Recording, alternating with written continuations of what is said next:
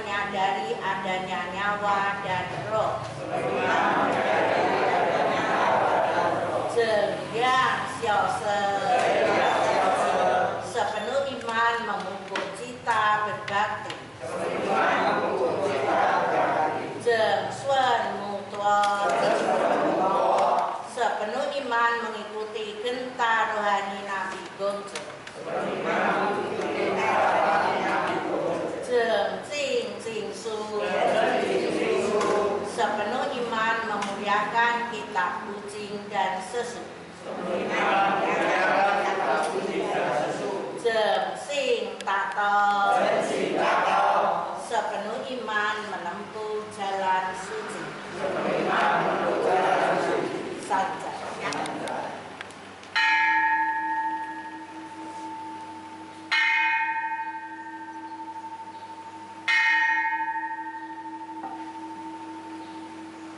Weta Longge Sanja.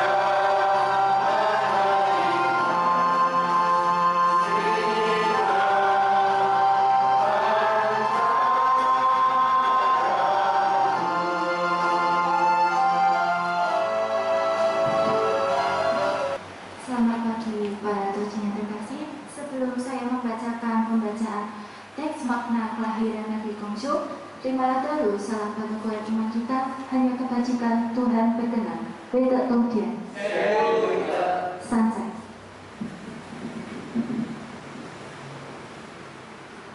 Hari ini, Minggu 3 Oktober 2021, bertepatan dengan tanggal 27 bulan 8 tahun 2572 ini, umat Konghucu di seluruh penjuru dunia memperingatinya sebagai hari kelahiran Nabi Gongzong yang ke-2572 tahun.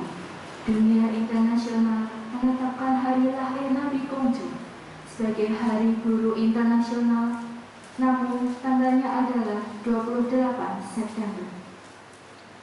Nabi Gongzong merupakan putra kedua dari perwira Gongxiong Lianghu yang menetap di negeri Lo, yang pada saat itu merupakan bagian dari negeri Jiu dengan rajanya saat itu, yaitu Jiu Lingong, yang sudah memerintah selama 20 tahun.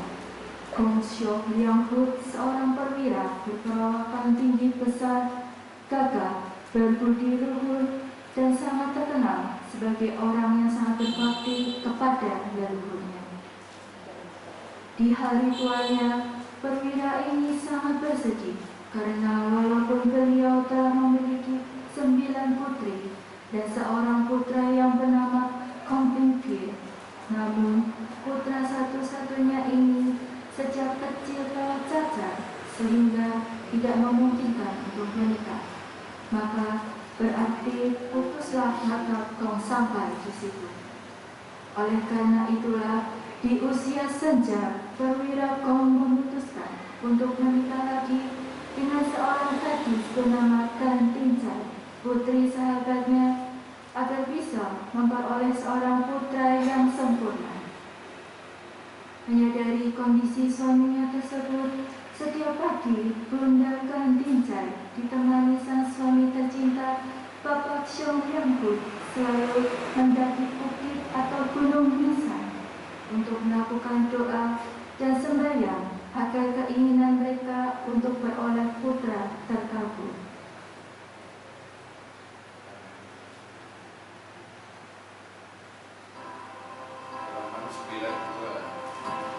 Bersujud di nisan.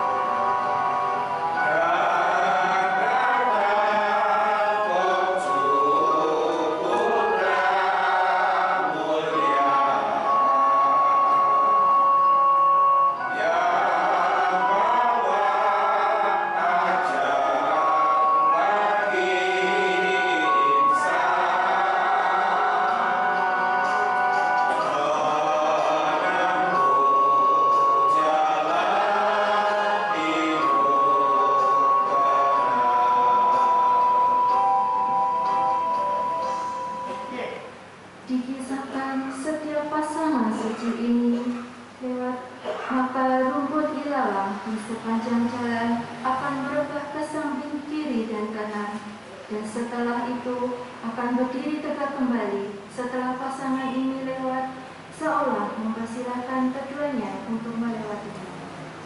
Suatu hari, seusai berdoa, datanglah malaikat bintang utara yang berkata kepada para suci ini bahwa Dia, Tuhan yang Maha Esa, berkenan mengabulkan doa mereka dan akan mengaruniakan seorang putra yang sempurna. Sejak itu, mereka semakin rajin bersujud dan bersembahyang di Gunung Nisan. Benarlah sejak saat itu, Bunda Kan Tincai mulai mengandung. Suatu saat, ketika beliau sedang menjahit bagian bayi di teras rumahnya, tiba-tiba dari angkasa turun seekor hewan yang aneh. Bentuknya seperti kijang, bersisik bagaikan ikan, berwarna hijau kekuning-kuningan, kepalanya bertanduk tunggal, wajahnya mirip singa.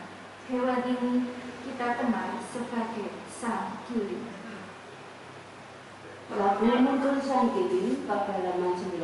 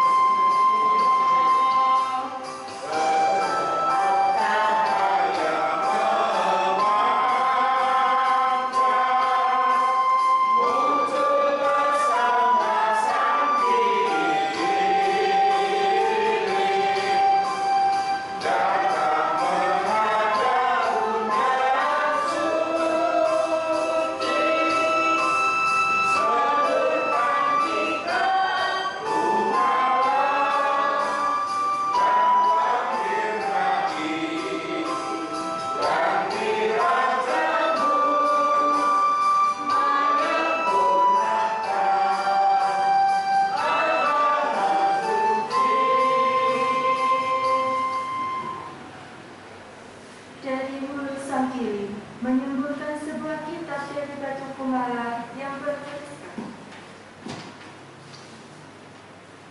Putra Sari Air Suci akan lahir untuk menggantikan dinasti Chiu yang sudah lemah dan akan menjadi raja tanpa mahkota.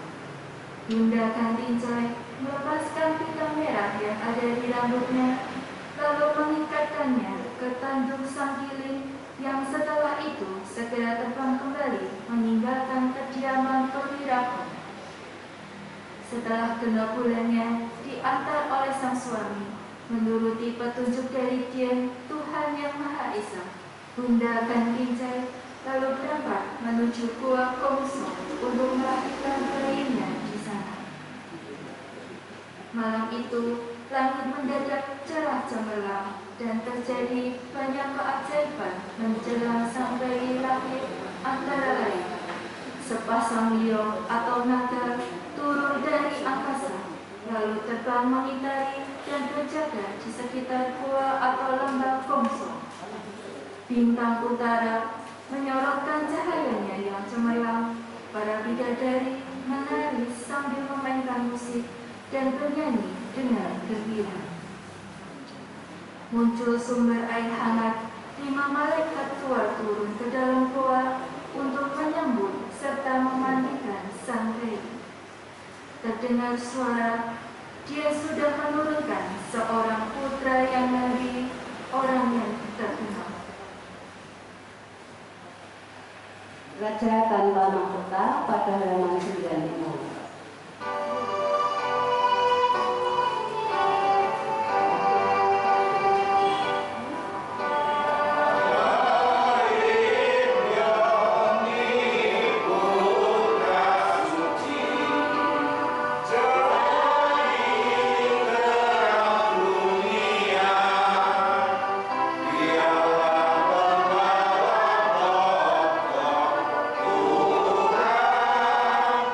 Yeah.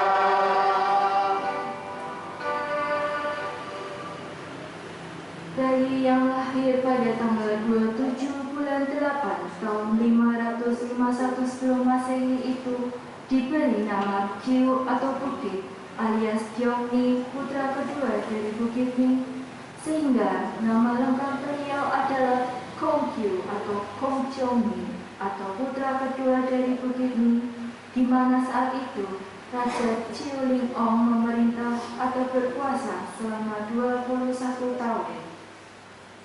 Setiap tahun, khususnya sekitar tanggal 28 September, makam Nabi Kongju selalu menjadi kunjungan wisata religi dari berbagai negara, termasuk dari Indonesia yang rutin berkunjung ke sana. Matakin sejak beberapa tahun yang lalu selalu mengadakan tur ke Tiongkok, biasanya diadakan sekitar tanggal 22 September sampai dengan tanggal 1 Oktober, yang bertepatan dengan hari ulang tahun Tiongkok, dan pada tanggal 28 September mengadakan doa dan sembahyang di makam beliau. Semoga setelah pandemi berakhir dan ada kesempatan kita bisa mengikuti acara wisata religi tersebut, serta berkesempatan mengunjungi kota Sifu atau kota tempat makam dan istana kediaman Nabi dan keluarga Kong. Yang terakhir adalah didirikannya patung Nabi setinggi 72 meter di Bukit Lisan, yang di bawahnya menjadi sebuah studio atau ruangan untuk museum dan pentas seni. Semoga acara Nabi tetap abadi dan menjadi tuntunan rohani kita sampai. Sebelum saya turun dari mimbar, terimalah terlebih dahulu salam pengakuan iman kita hanya kebajikan Tuhan berkenan. Weda Tongjen. Sanjay. Para tucin yang terkasih, selamat pagi. Pertama-tama, terimalah salam seiman kita hanya kebajikan Tuhan berkenan. Weda Tongjen. Sanjay. Hari ini jarang terjadi peringatan hari lahir Nabi bertepatan dengan hari Minggu, di mana kita melaksanakan kebaktian. Jadi kemarin saya pikir setelah prosesi besoknya langsung kebaktian itu sesuatu yang luar biasa. Dan Tucin mungkin yang tidak hadir, semalam prosesi dilaksanakan selesai sekitar jam 11 malam. Karena suasana pandemi seperti tahun yang lalu, prosesi dimulai lebih awal. Biasanya jam 11 itu baru keluar dari Lidang, puter lewat Soro Genen, masuk lagi, selesai jam 1. Tapi kemarin jam 9 kita sudah keluar dari halaman belakang masuk ke halaman depan.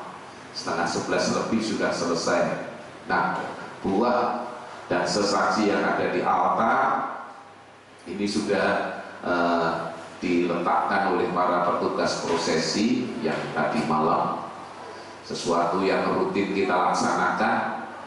Saya dulu mulai tahun 76 sudah jadi petugas prosesi, sekarang malah mimpin prosesi. Dan saya jujur kepada Tucin, umur 64 paikui bolak-balik itu dengkulnya rasanya tidak kuat ya, tapi kalau tidak paikui itu namanya penghormatan yang tidak sempurna. Jadi berharap semoga lancar terus. Di samping altar ada 4 pasang lilin besar yang tidak terduga. Saya hanya nodong 2 orang, tapi ternyata yang datang lilinnya lebih. Harusnya ada 1 pasang lagi, tapi mungkin salah kirim, belum terkirim. Ini para donatur memberikan sumbangan lilin. Jadi hari ini barisan lilin ada di samping kita. Dan para tucin, sekali lagi saya memberitahu bahwa umat Konghucu di dalam berdoa itu sebetulnya tidak usah nyebut banyak lilin. Karena begitu kita menyalakan lilin, andai kata dalam tanda kutip Tuhan melihat, itu yang kita minta hanya 2 macam. Lilin yang sebelah kiri kita atau kanannya Nabi, itu tulisannya Hejabin'an. rumah tangga harmonis, keselamatan data, bin'an itu selamat. Yang di sebelah sini, sebelah kanan saya, tulisannya dari atas wan serui. Wan itu jembatan, jadi puluhan ribu masalah berjalan lancar, jadi bisa kita atasi. Sebetulnya cuma itu yang diminta orang. Jadi kalau sembahyang sampai berjam-jam, itu andai kata Tuhan mantel ya lumrah. Karena kita sebagai manusia itu sudah diberikan berbagai berkah dari Tuhan. Kita bisa bernapas lega, kita bisa minum air, kita bisa makan kesukaan kita. Bahkan sering saya mengatakan, bayangkan kalau kita jadi kambing, makanannya hanya rumput dan daun. Sementara manusia makanannya macam-macam. Sekarang makanan luar negeri itu sudah tidak asing bagi lidah orang Jawa, orang kita. Cucu saya itu makan spaghetti luar biasa, satu piring habis, saya aja nggak doyan. Itu mie Itali atau apa nggak tahu. Macam-macam masakan, itu yang dari Jepang, daging mentah, apa namanya, sushi dan lain sebagainya, itu sekarang banyak. Tapi itulah berkah yang diberikan manusia, diberikan Tuhan kepada manusia. Jadi kita bersyukur. Nah, wujud syukur dari seseorang karena mendapatkan berkah dari Tuhan, ada yang dilewatkan dengan memasang lilin, karena lilin ini ketika dinyalakan akan memberikan penerangan, maka berharap penerangan selalu hadir, ya. Masang lampion, dan ini makin tegal kalau kita baca di grup rohaniwan. Setiap hari lahir Nabi masang pelita 100.000 bisa terkumpul berapa ratus orang. Nah, kita berharap makin Solo juga bisa ada berkah dan lain sebagainya. Nah, para Tojin, kita tadi memperhatikan yang dibacakan oleh Tojin Tata tentang kelahiran Nabi. Mungkin Tojin yang terbiasa membaca dari tata agama tanya, sebetulnya Nabi Gongsu itu lahirnya di gedung apa di gua? Yang betul di gua. Tapi mungkin zaman dulu Hak Suci sebagai ketua Dewan Rohaniwan ingin agar ya kelahiran Nabi itu menarik, maka dikatakan lahirnya di gedung. Padahal cerita Nabi Gongsu itu lahirnya di gua yang namanya Gongsong. Bukan Gosong ya, Gongsong. Gua Gongsong, saya pernah ke sana sama Haksu, sudah tidak bisa dimasuki orang, terlalu pendek, dan dalamnya itu katanya orang situ sudah penuh air, jadi tidak bisa, hanya tinggal tulisan aja dan pintu guanya. Nabi Gongsu lahir di gua Gongsong. Tojin tadi mendengar ceritanya. Gatinca itu istri kedua dari ayahnya Nabi Gongsu. Jadi Gongsyok Liangbut itu sudah menikah, punya anak 10. Laki-laki cuma 1, tapi dari kecil cacat. Cacatnya apa? Menurut cerita Haksu, cacatnya itu invalid, jadi tidak bisa jalan. Nah, sehingga ya polio, karena dulu tidak ada suntikan polio itu, sehingga tidak mungkin menikah. Kalau tidak menikah berarti marga Gong habis sampai di situ. Maka dalam budaya Tionghoa, seorang pasangan yang menikah kalau nggak sampai punya anak, itu suaminya tidak berbakti kepada orang tuanya karena marganya habis di situ. Nah, kalau punya anak tidak ada laki-lakinya, ya habis marganya sampai di situ. Maka dari cerita tadi, Gongsyok Liangbut walaupun umurnya sudah tua, menikah lagi supaya dapat anak yang sempurna, khususnya anak laki-laki. Ada yang ngomong cerita, oh berarti Gongsyok Liangbut itu mata keranjang, tuwek-tuwek orang benar. Memang ceritanya begitu. Dan benar para Tojin, tadi juga dikisahkan ya, setiap pagi Syekh Yahuda dengan Tinja itu mendaki Bukit Nisan untuk berdoa di sana. Saya juga pernah ke Bukit Nisan. Di sana ada kelenteng khusus Gantinjai. Maka sekarang Matakin mengeluarkan Cing atau King. Yang terbaru adalah pemujaan terhadap Gantinjai. Di Bukit Nisan ada museum, ya, tempat Nabi mengajar murid-muridnya. Justru ada ruangan, ada kursi-kursi kuno. Dan yang terakhir, baru beberapa tahun, di Nisan dibangun sebuah monumen, yaitu patung Nabi Gongcu setinggi 72 meter. Bayangkan tuh, 72 meter itu setinggi apa? Ya, Pak Yohan dulu ke sana mungkin belum dibangun patungnya. Oh, sudah, ya. Patung Kuangkong di Tuban hanya 30 meter saja ambruk. Ini patung Nabi Gongcu 72 meter.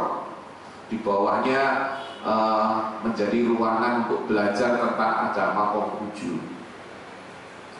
Kemudian tadi juga kita membaca ketika Nabi Gongcu akan dilahirkan, terjadi beberapa keajaiban. Ada liong atau naga sepasang turun mengitari bukan atap rumah, tapi mengitari gua Gongso. Ada 5 malaikat atau 5 dewa turun ke bumi, ada sumber air hangat dan lain sebagainya. Jadi para tujin, cerita ini bukan karangan hak suci. Ini sudah ada ribuan tahun yang lalu dan membuktikan kepada kita bahwa Nabi Gongcu adalah pilihan Tuhan untuk menjadi pembimbing, untuk menjadi guru bagi manusia yang mau mendengarnya, mau mengikuti ajarannya. Dan saya juga membaca di YouTube, sekarang di Afrika, negara yang mayoritas penduduknya kulit hitam, rambutnya berintik, bibirnya tebal, di sana bermunculan institut-institut Konghucu. Di Cungpok, ya, agama Gongcu maju sekali, walaupun sebagian masih belum menerimanya sebagai sebuah agama, tapi sebagai sebuah pelajaran. Tidak masalah, kita tidak usah anti dengan kata-kata agama atau bukan, karena agama pasti isinya filsafat dan pelajaran. Kalau agama tidak ada itunya, berarti belum sempurna. Nah, tujin sekalian, hari ini kita merayakan ulang tahun atau hari lahir Nabi Gongcu. Ya, kalau bahasa Hokkiannya Ci Sing Tang, kalau bahasa Mandarinnya Ce Seng Tang, ya Pak Mo. Itu kita punya istilah sendiri. Jadi kalau umat Katolik, istilah hari lahir Tuhannya Natal. Orang Islam punya istilah hari lahir Nabinya Maulud. Kita punya hari lahir Nabi Gongcu namanya Ci Sing Tang. Hari wafatnya juga ada sendiri namanya. Nah, kita memperingati yang ke 2572 tahun, karena Nabi Gongcu lahir 551 tahun sebelum Masehi.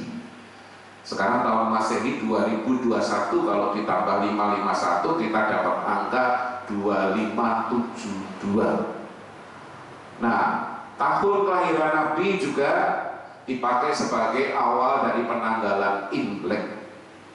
Maka penanggalan Imlek sekarang 2572, dan sudah 2 atau 3 tahun ini oleh pemerintah ditetapkan bahwa hari raya atau tahun baru Imlek itu belakangnya ada tulisannya Gongceli.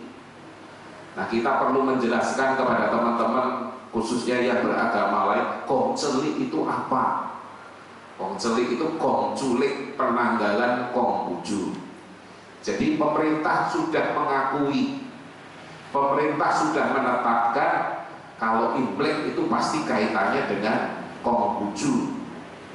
Terlepas dari beberapa teman kita yang ada merayakan Imlek dengan kegiatan agamanya, ya silahkan saja, selama tidak menyinggung kita, tapi kita yang punya Imlek harusnya benar-benar memperhatikan hal tersebut. Nah, para tojin sekalian, Nabi Kongcu lahir, ayahnya sudah tua. Ketika beliau berumur 3 tahun, Syekh Biangbut meninggal karena usia yang tua. Dan Nabi dirawat, dibesarkan oleh ibunya. Maka dalam cerita agama Konghucu kita mendapatkan 2 orang yang diberi predikat sebagai ibu suci. Yang pertama adalah Ganting Cai, karena sejak anaknya yaitu Nabi Konghucu masih kecil dia merawat seorang diri. Dan yang kedua ibunya Bingcu yang menulis kitab Bingcu. Jadi kalau dikatakan agama Konghucu orang Tionghoa itu tidak menghargai perempuan, itu tidak benar. Walaupun anak yang dilahirkan dari seorang perempuan itu bagi orang tuanya itu disebut cucu luar. Saya baru punya cucu 1 itu cucu luar karena marganya tidak sama dengan saya, karena lahirnya dari anak perempuan saya. Tetapi perbedaan ini bukan menjadi satu alasan bahwa perempuan itu tidak punya nilai di ajaran agama Konghucu atau di budaya Tionghoa. Karena sekali lagi pada dasarnya kalau kita melihat simbol yin dan yang, unsur pria dan wanita itu tidak boleh bertentangan tetapi harus harmonis. Ya, kita kalau saya secara guyon bayangkan kalau dunia isinya hanya laki-laki saja, tidak bisa. Laki-laki tidak bisa mateng, tidak bisa hamil. Bayangkan kalau dunia isinya hanya perempuan saja.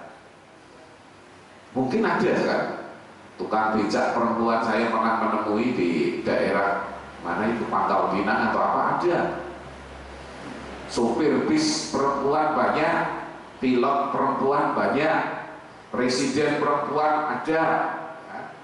Jadi perempuan sekarang sudah sejajar dengan laki-laki. Tetap kodratnya adalah pasangan dari laki-laki yang harus harmonis. Oleh karena itulah para tojin yang berkasih, kalau bicara tentang kelahiran Nabi Konghucu, satu hal yang paling kita ingat bahwa Nabi Konghucu mengajarkan kepada umatnya agar hidup ini menjadi manusia yang baik, bukan manusia yang tidak baik, bukan manusia yang buruk. Karena aslinya dalam ajaran agama Konghucu, manusia itu punya sifat-sifat yang baik.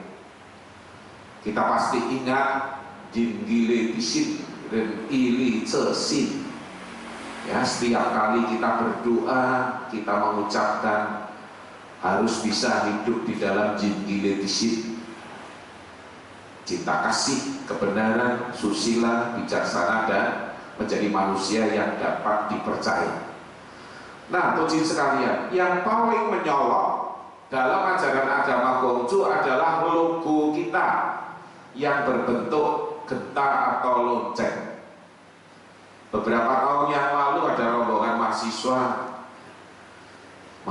belajar tentang agama Konghucu. Ada yang mengatakan, Pak, logonya Konghucu itu kok kayak kelontongan sapi. Memang benar Pak Tojin. Kalau Tojin lihat sapi geret gerupok itu yang menarik gerupok. Lonceng atau kalungnya sapi itu bentuknya seperti genta. Tapi saya jelaskan, ini genta ini bukan kelontongan sapi. Genta ini namanya muktok atau bok tok. Bok itu kayu, tok itu logam. Jadi lonceng yang terbuat dari logam dipukul pakai kayu. Cerita tentang sembahyang tancik atau sembahyang genta rohani itu juga mengisahkan bahwa zaman dulu sebelum teknologi canggih, raja kalau mau memberi pengumuman kepada rakyatnya maka disuruhlah memukul lonceng yang besar pakai kayu. Kalau Tojin lihat film Shaolin itu tung tung tung, rakyatnya kumpul, rajanya memberikan informasi, memberikan perintah dan lain sebagainya. Nah, Nabi Kongcu bukan loncengnya raja, tetapi loncengnya Tuhan. Jadi apa yang difirmankan Tuhan, apa yang dikatakan Tuhan, apa yang diperintahkan oleh Tuhan, itu lewat Nabi Kongcu. Maka Nabi disebut Boktok atau genta rohani. Apa sih yang diajarkan dalam agama Kongcu yang paling gampang, paling sederhana, namun pada praktek kadang-kadang sulit untuk dilaksanakan? Tulisan yang ada di tengah huruf atau di tengah gambar genta, yang atas bunyinya Chong atau Tiong, yang bawah bunyinya Su atau Si. Kepada Tuhan, kepada yang di atas, kepada leluhur kita, kepada para suci, kita harus Chong. Chong itu setia, konsekuen melaksanakan apa yang difirmankan Tuhan, dan prakteknya adalah dengan Su. Kepada sesama manusia kita harus tepo seliro, tenggang rasa. Kalau gampangnya podo-podo. Kalau kita tidak suka diganggu, jangan ganggu orang lain. Kalau kita tidak suka dirasani, jangan ngerasani orang lain. Kalau kita pengen dihargai, hargailah orang lain. Kalau kita pengen dihormati, hormatilah orang lain. Kelihatannya gampang, tapi prakteknya sulit. Mungkin 2 minggu atau berapa minggu yang lalu saya cerita, kadang kita menemukan hal ini. Kalau kita kaitkan dengan tepo seliro, ini orang ini tidak punya tepo seliro. Contoh ya, saya dulu kebetulan ngisi bensin di pom bensin ya. Depan saya itu sudah antri 3 atau 4, pas giliran depan saya ternyata brontingnya masih bunyi dok begitu. Yang jual tanya, diisi berapa Pak? Baru turun, dimatikan, sadelnya dibuka, tangkinya dibuka. Yuk Pak, ini 15.000 diisi. Nah, selesai ditutup, jeglek lagi, tanya berapa Pak? 15.000, tutup dompet. Saya lihat uangnya 50 ribuan. Nunggu disusui, masuk ke dompet, ngebok ke kantong, baru jalan.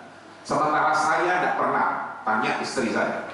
Begitu tangki diisi, saya langsung maju ke depan, bayar. Sini antrinya untuk orang lain. Nah, ini tepo seliro.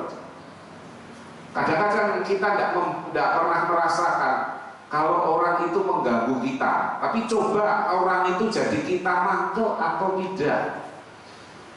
Contoh lain ya, saya juga pernah mengatakan, dulu ketika saya tinggal di kampung Kepanjen, tetangga saya itu tidak punya kar, tidak punya tempat untuk menjemur pakaian. Sementara saya punya kar kecil yang saya pakai untuk menjemur pakaian dan mencuci. Nah, tetangga saya kalau menjemur pakaian di halaman saya, karena halaman saya langsung jalanan.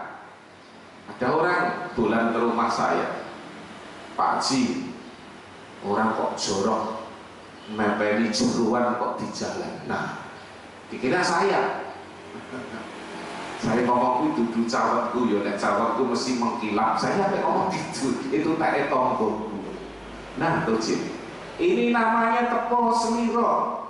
Banyak orang yang kadang-kadang tidak memperhatikan masalah yang ini, padahal ini ajaran utama Nabi Kongcu. Jadi orang itu harus setia kepada Tuhan. Apa yang menjadi tugas dari Tuhan, kerjakan. Prakteknya hidup bersama sesama manusia, kita harus tepo seliro. Karena manusia adalah makhluk yang punya etika. Kecuali kita bergaul dengan hewan, kita jadi Tarsan, itu tidak usah tepo seliro, tidak apa-apa. Nah, tujuan sekalian, itu ajaran utama Nabi Kongcu yang paling sering kita lihat. Yang kedua, Ajaran Nabi Kongcu yang paling utama adalah bagaimana kita ini berbakti kepada orang tua dan leluhur kita.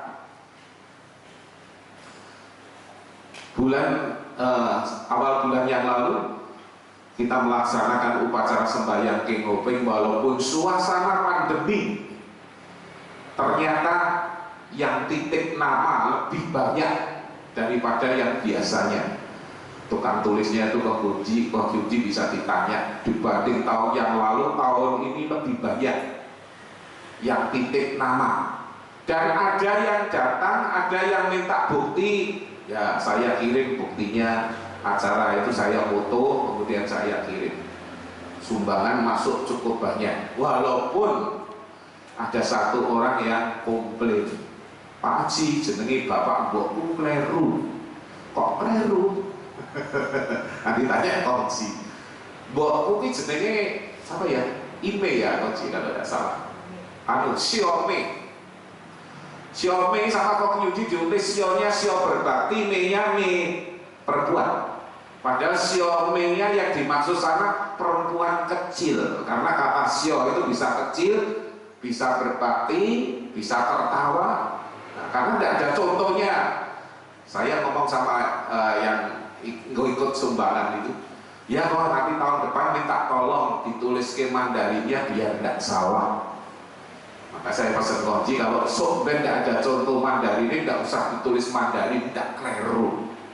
Saya yang ditelepon tapi saya ngomong tidak apa-apa kok, itu yang asli pakai tulisan Indian juga saya ikutkan untuk disempurnakan. Nah Kongci, agama Kongcu mengajarkan orang berbakti kepada orang tua. Kalau ada orang ngomong bisa berbakti pada Tuhan, berbakti pada dewa, bakti pada siapa, tapi pada orang tuanya tidak bisa berbakti, ini terbalik. Kalau saya mengatakan Tuhan itu tidak kelihatan, sementara Tuhan yang kelihatan adalah orang tua kita. Bagaimana bisa berbakti kepada yang tidak kelihatan kalau kepada yang kelihatan saja tidak bisa? Maka bersyukurlah kita jadi orang Kongcu, orang yang diingatkan untuk setiap waktu pada saat-saatnya kita wajib melakukan sembahyang, mengenang dan berbakti kepada orang tua kita. Ada yang ngomong mati disembayangi, foto kok disembayangi. Lah kamu bukan orang Kongcu kok. Kalau orang Kongcu kamu akan merasakan beda. Omaman kertas 18 juta diobong rupanya kalau ngomong kok sumbang ya aku Pak. Jangankan kertas 18 juta, atau Cing bisa lihat waktu Cing Bing kemarin YouTube, ada beberapa sepeda motor diobong, dibakar di kuburan, ngirim ke orang tua. Itu orang bodoh atau orang pinter? Bisa beli motor, bisa punya motor itu orang pinter, nah, orang bodoh tidak mungkin. Tapi kenapa kok dibakar? Itu ngirim kepada orang tuanya. Apa bisa sampai ke sana?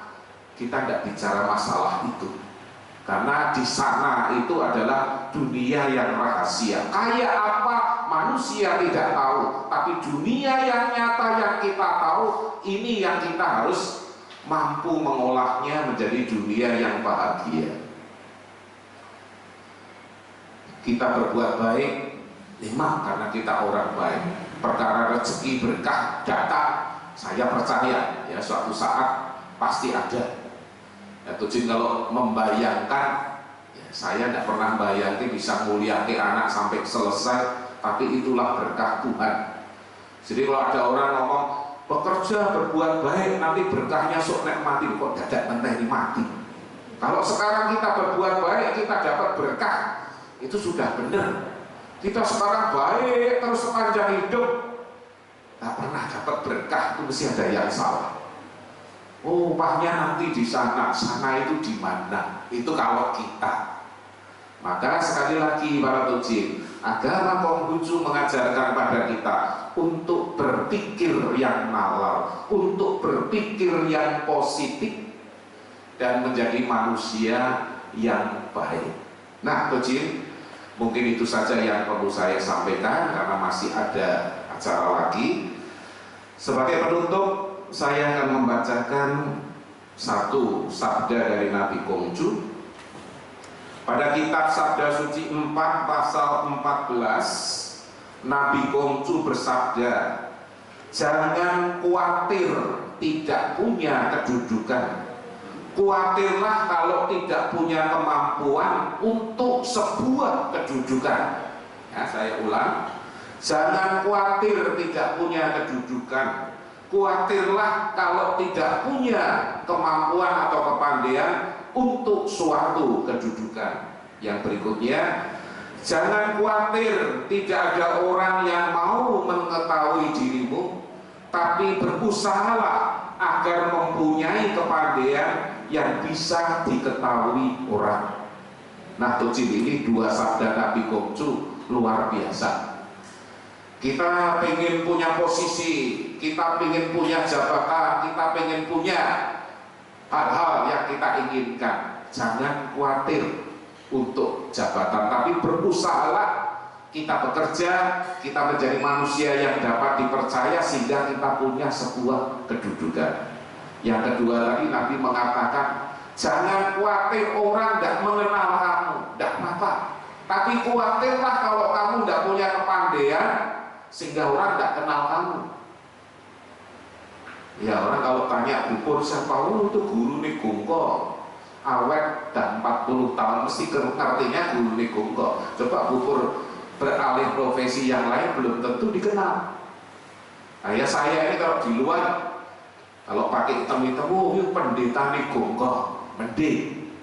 Ketemu di mall dia, oh isi kau baru saya, baru kau saya toyo baru tapi tidak, karena itu profesi, ngurusi dan lain sebagainya. Maka para tucin, di terakhir mari kita jadi orang Konghucu yang benar, orang Konghucu yang baik, orang yang bisa diterima oleh siapapun di mana kita berada. Demikian yang bisa saya sampaikan. Kalau ada yang kurang berkenan mohon maaf, dan terimalah salam seiman kita kembali. Wei te tong tie saja. Para hadirin, tibalah saatnya kita mengikuti kenaikan surat doa yang akan dipimpin oleh Bense Aji Chandra. Waktu kami silakan.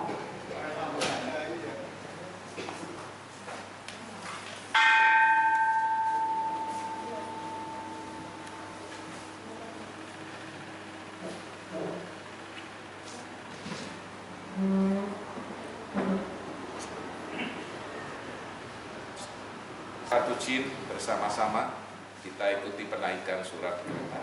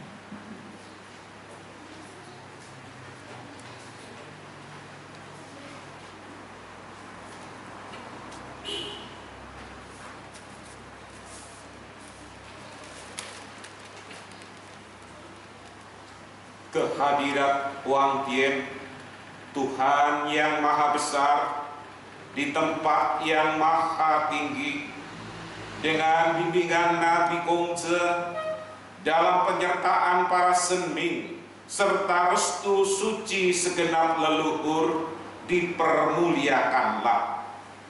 Puji syukur dan terima kasih kami panjatkan kehadirat Huang Tian. Diperkenan kami bersama berhimpun di lidang ini dalam kebaktian khusus sesentang memperingati dan merayakan hari lahir Nabi Kongce yang ke-2572 tahun.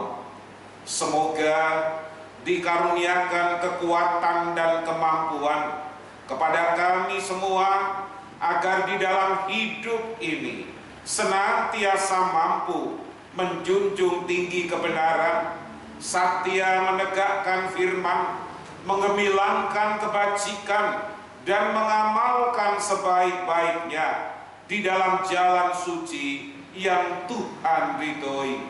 Dipermuliakanlah. Nabi tanggal 27 bulan 8 ini ialah peringatan hari lahir Nabi yang ke-2572 tahun. Dengan penuh rasa hormat, khidmat, gembira dan bahagia kami peringati dan rayakan hari yang mulia ini. Sekalipun jarak dan waktu lebih dari 2500 tahun yang lalu telah memisahkan kami dari saat Nabi memberikan penerangan dan pencerahan kepada dunia, namun masih berkumandanglah ajaran suci Nabi dengan dahsyatnya melampaui batas-batas negara, bangsa, dan waktu. Terdengarlah ajaran yang mengatakan bahwa di 4 penjuru lautan sesungguhnya semua manusia bersaudara, bahwa apa yang diri sendiri tidak inginkan janganlah dilakukan kepada orang lain, bahwa kami wajib membantu orang lain tegak dan maju seperti kami menghendaki diri kami maju dan tegak dalam penghidupan ini, bahwa setiap hari hendaklah kami selalu meluruskan hati, membina diri, mengendalikan nafsu-nafsu, dan mengarahkannya kepada hidup yang susila, bahwa kami wajib memupuk sifat-sifat cinta kasih, menjunjung tinggi kebenaran, keadilan, kewajiban, berlaku susila, bertindak bijaksana, dan dapat dipercaya, selalu satya kepada firman Tuhan, tenggang rasa, kasih dan tepo seliro kepada sesama dalam menempuh jalan suci, jalan kehidupan yang Tuhan firmankan. Dalam peringatan dan perayaan ini, dapatlah ajaran itu lebih meresap ke dalam hati sanubari kami, menjadi sumber berkah kehidupan, menjadi suar dan pembimbing kami, sehingga mampu untuk memperbarui tekad dalam mengamalkan ajaran suci Nabi, bersama membangun hubungan kemanusiaan yang dipenuhi nilai-nilai kebajikan sebagai implementasi dan kesadaran akan hakikat hidup yang Tuhan firmankan. Melihat dan merasakan suasana yang masih ditimbulkan oleh wabah virus corona COVID-19 yang belum juga sirna dari negara kami saat ini, maka dalam ketulusan hati dan kesucian batin dari lubuk hati yang paling dalam, dilandasi iman dan keyakinan yang teguh, dipenuhi semangat kebajikan dengan penuh kekhidmatan, bersama-sama kami menundukkan kepala, memanjatkan doa dan harap kehadirat Huang Tian, Tuhan Khalik semesta alam, sumber kekuatan dan kemampuan hidup lahir dan batin kami.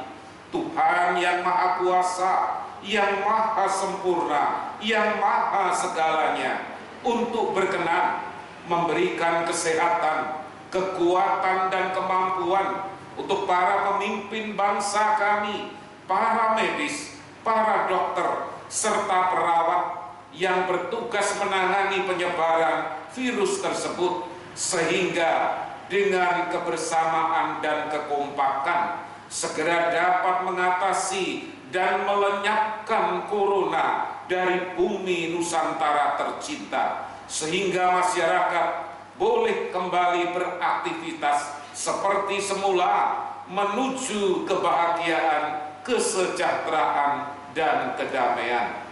Kami yakin dan percaya tiada persoalan yang tidak dapat diatasi maupun diselesaikan selama kami mau berusaha. Maka kami yakin segala harap yang di dalam kebajikan Tuhan berkenan, segala doa yang tulus dan suci Tuhan akan mengabulkannya. Sembah dan sujud kami panjatkan kehadiran Tuhan. Jauhkanlah kami dari kelemahan, dari gerutu pada Tuhan, dari sesal pada sesama. Kami yakin Tuhan selalu menjaga, menilik, membimbing dan menyertai kami semua. Maha besar Sakti Tuhan Sang Pencipta alam, senantiasa melindungi kebajikan. Huang I Sakti Wei Tian Yu De, Huang I Sakti Wei Tian Yu De. Sang Zai.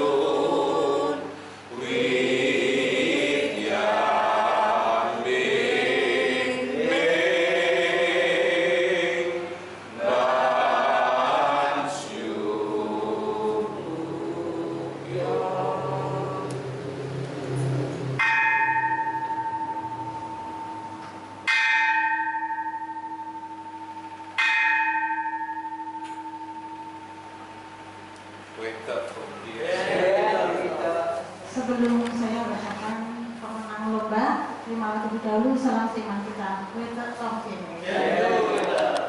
Para hadirin sekalian, dalam rangka memperingati hari lahir Nabi Tongsu, sekolah minggu mengadakan lomba yang mana diikuti oleh beberapa anak. Dan kali ini lombanya menulis kalimat selamat dari lahir Nabi dan juga mewarnai. Sayang sekali yang mengikuti lomba ini hanya beberapa anak, karena mereka sebagian anak-anak itu sibuk dengan kegiatan di sekolah.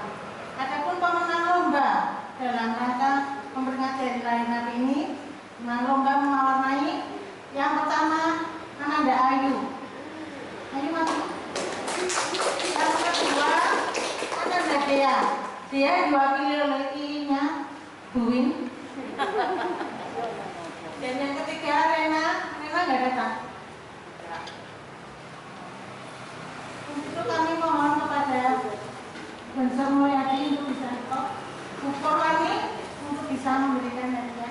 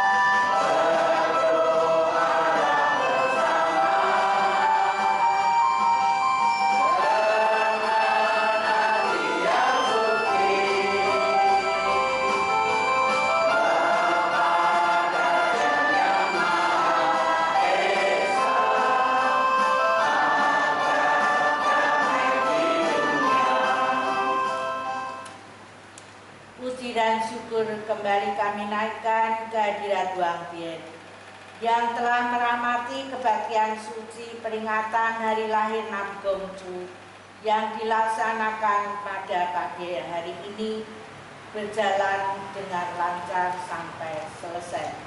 Semoga firman Wang Bien yang terpancar melalui sabda suci Nabi Gongju yang telah dijabarkan dengan baik dan jelas oleh Bense Aji Chandra tadi dapat menambah pengetahuan kami tentang agama Konghucu dan dapat mengamalkan dalam kehidupan sehari-hari, yaitu hidup di dalam cinta kasih, menjunjung tinggi kebenaran, berlaku susila, bertindak bijaksana, dan menjadi insan yang dapat dipercaya dimanapun kami berada, sehingga dapat mendatangkan berkat dan berkah sentosa bagi kami semua. Sebentar lagi kami akan meninggalkan tempat ini untuk kembali ke rumah kami masing-masing. Berkenan kiranya Wang Bien senantiasa melindungi dalam perjalanan dan membimbing kami sampai di tujuan dengan selamat, berkumpul kembali dengan keluarga. Kami yakin di dalam kebajikan Wang Bien senantiasa berkenan. Satu.